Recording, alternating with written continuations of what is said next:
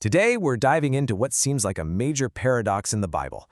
How can a holy book be so against division when its core message often seems to be the very thing that creates it? Let's unpack this. God and Us presents Proclamation to the Nation.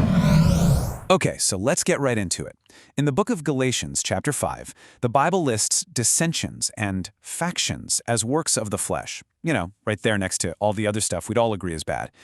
And yet, the gospel itself has, throughout history, been a source of some really deep division. So what gives? How do we square that? Well, our first big clue comes when we take a closer look at that word dissensions. What if the way we understand that word today isn't exactly what it meant back then? You see, the original Greek word here is stasis.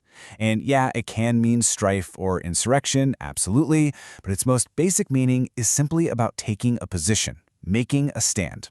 And that one little shift in perspective, well, it changes everything.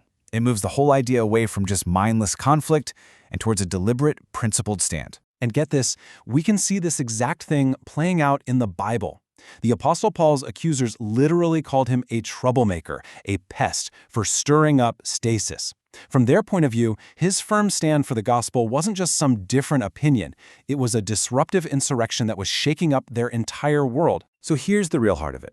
What the world sees as a negative disturbance, a rebellion, the gospel completely reframes as sanctification. That's the act of being separated from the world in order to belong to God. So this isn't a fight that comes from pride or ego.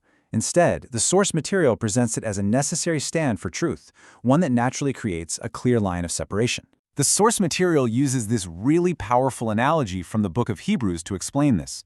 Think about it. While the old tabernacle was standing, literally in a state of stasis, the direct path to God was actually blocked by a veil. A holy kind of division, a tearing down of that old system had to happen to open up a brand new way for everyone. Okay, so let's move on to that next tricky word from Galatians, factions, and see how it builds on what we've just learned. The Greek word this time is Hairesis. That might ring a bell. It's actually where we get our English word heresy. But before it took on all that negative baggage, its core meaning was much simpler. It just meant a choice. So a faction, at its root, is just a group of people formed by making a very specific, deliberate choice. And just like we saw with stasis, Paul's enemies tried to use this word as a weapon against him. They called the early Christians the sect of the Nazarenes, trying to paint them as this dangerous, fringe group. But watch this. Paul just completely owns it. He basically says, you bet I'm part of a choice. I'd made the choice for the true way. So you see the pattern here, right? What the world looks at and dismisses as some radical, divisive sect, the gospel sees as the party of God's chosen people, the ones who have consciously chosen to step away from worldly philosophies to follow a completely different path. Okay, so this brings up a huge question. If the gospel's dissensions are about taking a stand and its factions are about making a choice, then why? Why are these actions so absolutely fundamental to its mission? Well, this verse from the book of Acts pretty much lays it all on the table. According to the source, the mission of the gospel is nothing short of a radical change of spiritual government. It's a full-on conversion from darkness to light and from the power of Satan to God. You know, a change that profound is not some small lifestyle tweak. It's presented as a total transfer of allegiance. It's not about adding a new belief to your collection. It's about completely replacing an old one. And that's why this division is seen as not only unavoidable, but from the gospel's perspective, absolutely essential. And that brings us to the real key, the ultimate takeaway from all of this. The division we see on the outside, the stand, the choice, that's just the external fruit of a massive transformation that has to happen on the inside first. This deep internal shift is captured by another incredible Greek word, metanoia. Now, this isn't just about feeling sorry for something you did. It means a fundamental, transformative change of your mind that completely reorients your entire view of the world. The source material quotes Pastora Sandra Ribeiro, and she puts it perfectly. This change of mind is the root of everything.